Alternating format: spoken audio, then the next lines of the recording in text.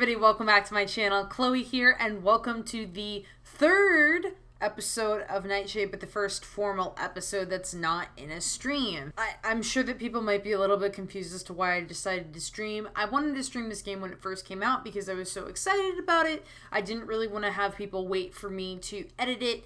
And I streamed the second episode because I did not have time to record when I wanted to record. So thankfully, I've now had time to sit down, to record, to do a little bit more work here. So we're going to go ahead and we're going to get right into it. If you don't remember what happened, I would recommend checking out the first two episodes of the stream. They should be on the channel here. It's pretty much just backstory anyways, for people who are like, oh my god, like, the stream is so long. It's like, yeah, it's pretty much just backstory, kind of setting the pace for the world and the characters. We haven't necessarily gotten into, I wouldn't say, like, strictly, like, any of the romantic routes as of yet, although I could be wrong because we did do some stuff with MISHKA at the club, but yeah. Plants climbed trellises on the walls, draped from the beams and the skylights, and filled pots next to the computers. It breathed life into the otherwise sterile lab. Sasha stared in sheer wonder for a moment. And another reason why I'm doing this episodically rather than on a stream is because, as I've learned, doing things on stream can be murder on my voice sometimes. Like, I will just desperately want to drink water. So this is a little bit more of a controlled environment versus on a stream. So I do hope that that's not too big of a change. I'm sorry about it, but I wanted to be able to record. Also, it's harder for me, I think, to stream at night because that's when my little cat has decided that he wants to wake up. So there's a lot more interruptions on a stream, and I can't cut those out on a stream, but I can cut them out here when I'm editing and doing things episodically. So I hope it's not too big of a disappointment, but if not, you can always go watch someone else. Floor-to-ceiling windows completely lined the walls, letting so much natural light pour in that Sasha felt like he was outside. He glanced over his shoulder to double-check the floor number. Floor 4. This has to be it, then. Something soft and warm brushed by his ankle. Oh, hi again. Wait, does Sasha have, like, little... Oh, no, that's the grass behind him. I was about to be like, does this man have, like, a little bit of a beard? Do you know where your dad is? Chirp. Okay, good talk. Sasha started roaming around until he spotted someone sitting on a stool tucked next to a long, sleek island. A bag of what looked like takeout was placed on the smooth surface beside them. The person noticed Sasha standing there and looked over. Wait a minute. Ooh, hot guy. Oh, Vadim, you were in pretty bad shape when I found you. Found me? You're the one that brought me here? Well, I couldn't just leave you there. No, I mean, thank you. Are you feeling better? Sure, relatively speaking, I still feel like shit. But I'd feel worse if I was left in the street. Probably. I haven't properly introduced myself. I'm Vadim, I work with Pavel. Sasha. How does someone like him work with someone that energized? The elevator doors opened with a chime and out stepped Pavel, weighed down by 3 massive plastic bags. Okay, who's hungry? A loud bang echoed when the bags of food were dropped onto the surface near Vadim. Pavel then rounded the counter and dragged a stool over, its metal legs scraping shrilly against the floor. How much is too much food, Pav? It's not too much. I just don't know what Sasha likes. So I thought I'd get one of those everything sample platters from a few of our favorite places. A few of your favorite places? Boy, I would understand getting the sample platter from one restaurant. What do you mean by a few? How much money did you spend on takeout? Oh my god. One of my goals to myself for the next few months is to spend less money on takeout. I have an obsession with biryani. It's either biryani or sushi. There's the only two things that I do when I order takeout. I cook a lot at home, but sometimes I get intense cravings for food and I will order things. Unfortunately, if I give in to my cravings, I have a tendency to actually, like, indulge in that craving only, like, a few days later. So if I'm like, I have biryani, then 6 days later, I will want biryani again. I've noticed tends to be a problem. Some people might be like, oh, well, it's fine to get takeout like once a week. I'm like, yeah, except I won't do it so much once a week. I'll like barely let a week go by, if that. Like I said, I still cook a lot at home. I make a lot of meals, but there was just a stretch of time where I was just obsessively getting takeout. And for the purposes of, I'm trying to lose weight. I'm trying to lose about 30-ish pounds. I would like to get back down to the 150 area. I've always been kind of a bigger person, which has been fine. I haven't really been upset about that, so to speak. I mean, when I was younger, yes, and had very unhealthy relationship with food and like my metabolism in general. But as I've gotten older, even when I gained the 30 pounds, the most concerning thing about me gaining the 30 pounds that I have was the fact that I have FH, so any added weight gain really kind of complicates the whole, I have high cholesterol that just does not go down, in comparison to other people who will normally respond to a change in diet. My body's like, we're gonna kill you. Which is really fun. So when I learned that I had gained like 30 pounds over the course of 3 years, which was largely due to going on like this Nexplanon implant, I was like, oh, I cannot keep gaining weight, otherwise I will die. Yeah, I don't know if I've mentioned that before, but I have FH, which is a disease. It's familial hypercholesterolemia, and it basically just means that I'm born with a baseline higher cholesterol than everybody else. You wouldn't be able to tell by looking at me that I have any kind of like physical problem. And for the most part, I don't have any physical problem. The hypercholesterolemia is just something that's going to continue to impact me and be more distinctive and bad the older that I get. So that's why things like, people might be like, oh, you're fine at like 180 something pounds. Like, you're totally fine. I'm like, I'm really not. If I keep going up, it's gonna be bad news bears for me, folks. I wouldn't even refer to it as an invisible illness per se, like someone with epilepsy, because I'm like, someone with epilepsy has to remain concerned about something, and I don't consider my FH at this point in my life, not yet, to be something that's deeply disabling, but it is something that's going to lead to cardiovascular problems for me later on in life, which I also have a history of in my family. So it is something that's going to continuously make my life worse, but right now in my early 20s, early 20s, bet you're 25, but right now in my mid-20s, it's something that doesn't impact me too much. Anyways, trying to lose weight by eating takeout a lot less. Let's bring it back to the game. Where's Tulip? By the elevator, last I checked. Despite Pavel's cheerful attitude, Sasha still felt out of place. He reached up and rubbed his arm. Pavel dragged another stool next to him, and Vadim patted it and smiled at Sasha. Come on, Sasha, I need to make sure that none of this is poisoned. I'm not all that hungry, honestly. Still, he walked over and took a seat. He'd come all the way up here, after all. Aw, but Sasha... Pav, he said he's not hungry. Let him be, okay? What did you bring me?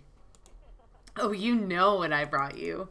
Pavel buried both hands into the plastic bag and rustled around until he pulled out a container. Triumphantly, he held it above his head, spotlighting it in the fluorescent lights above them. Ta-da! Chicken mashed potato bowl!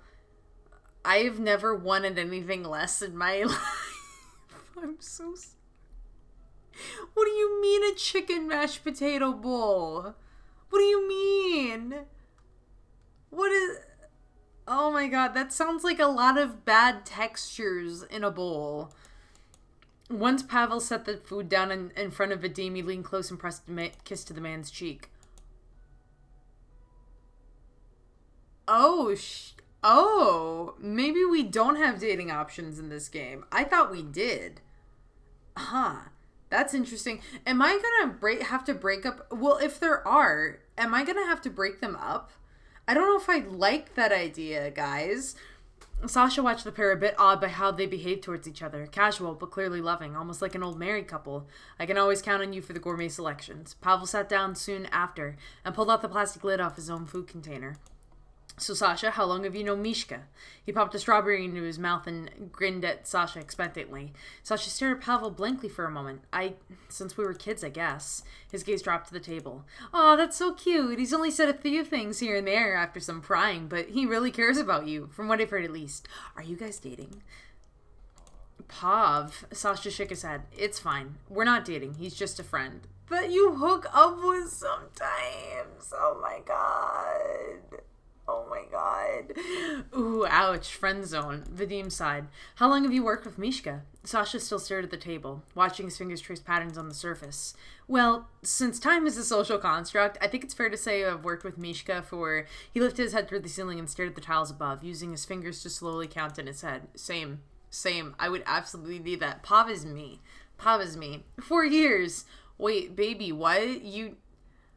Oh, I was thinking that he was going to say something like 8, but he literally needed to think about that. It's 4 years, baby. 4 years or something like that. I think, right, Vadim? It's been 10 years. Oh my god. Are you serious? See, what did I tell you? Time is an illusion, man. Vadim, eat your biscuit or I will. Sasha's eyes widened as he looked up. 10 years? How long has he been working here? How has he been working here for 10 years without me knowing? This all seems pretty shady. Is this really what Mishka has been doing all this time? Is this really what you all do here? Dima must not have told you much. Meaning, I'm a drug lord who bioengineers the drugs circulating the city. Vadim's a field agent, and my sexy bodyguard, Mishka, is a top-rated assassin, and Dima pulls all the strings. And it looks like no one has told you that. Assassin? Sasha felt his stomach flip. And here I thought you guys just ran bus lines in malls and stuff. Who do you think pays for those bus lines and stuff?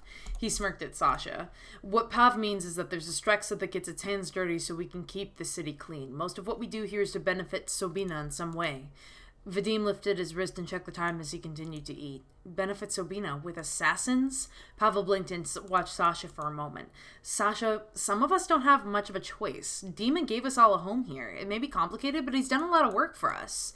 The large calico cat suddenly jumped into the countertop and nodded the plastic lid. Except Tulip. Vadim and I found her and gave her a home. Oh no, sweetie, no chicken for you. Mr. Kiwi always does that. He's gotten into this habit of trying to climb into the sink, which is really bad. He also has like this little cut underneath his lip. I don't know how he did that. Maybe it was last night when he tried to jump from the kitchen counter onto the table and then he just smacked his head. This child, I swear, he is, I am so overprotective of him because he has a tendency to just do things that'll get him into damage. It's like, why are you chewing plastic again? Do you want to die? And he's just like, meow.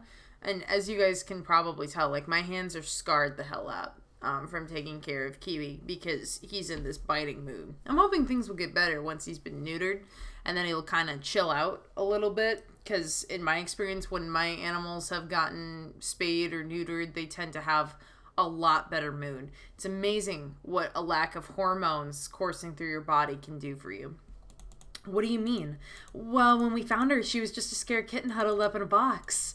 Strex offers us the kind of stability we didn't otherwise have on the outside. Whatever we lacked, Dima tried to help us find. He tries to, at least. It worked for some of us, and others, well, it's come back to bite him more than a few times. Pavel jammed his fork into a piece of chicken and scraped it off with his teeth. But as Vadim said, Strexa is home to a lot of people who came from nothing, and we're all trying to help Savina. The brief silence was broken when Vadim's student pushed his stool in. Breaks up. I have to head back downstairs. Aw, babe, no. Boo, stay. There's nothing up here I need to protect you from, other than yourself. You also have a job here, remember? He leaned over and kissed the top of Pavel's head before bagging up his food and tying it. The affectionate display caused Sasha to look away. Sasha, don't be a little bitch. Okay, I'm sorry. So hostile. Sasha's like, ew, commitment. Ew. Boy, I'm gonna get you committed before the end of this game. While Pavel had clearly enjoyed the kiss, he still pouted. He crossed his arms childlessly and kicked his legs out from the stool. Ugh, I don't want to go back to work. I've hit a wall. Climb it. Vadim just laughed. If there's anyone who can defy the odds, it's the best phytochemist. Someone who studies the chemistry of plants, plant processes, and plant products. He's a plant gay. Oh no, he's a plant gay. The purple-haired man waved his hand dismissively, but still stared at Vadim anyway. Okay, I guess. Sasha's gonna help me with work. That should get me over this wall. I'm gonna what? Nothing. You don't have to help him. He has enough distractions as is. What? Aww. As contagious as Pavel's energy was, Sasha didn't want to commit to any social interaction and took Vadim's out. Yeah, I'm gonna go look around. It was nice meeting you both. The formality of that statement felt weird as he said it. Pavel's shoulders sank softly as he watched Sasha stand. Vadim had already made his way to the elevator and stepped inside after waving a quick bye. Okay, I'll check up on you later, Sasha. Sasha felt a smile involuntarily tug at his lips. He bit his lower lip to try to hide it. Okay.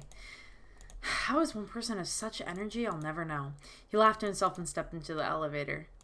Boy, the hallway outside the lift was vaguely familiar. Vaguely. These halls all look the same. If I die here, it's because I got trapped inside this endless maze and died of boredom.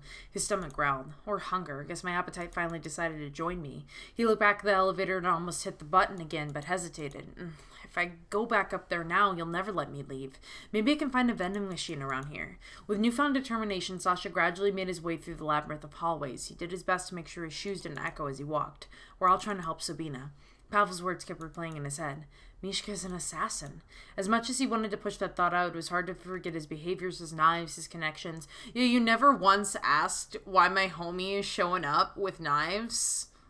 I'd be like, hey, buddy.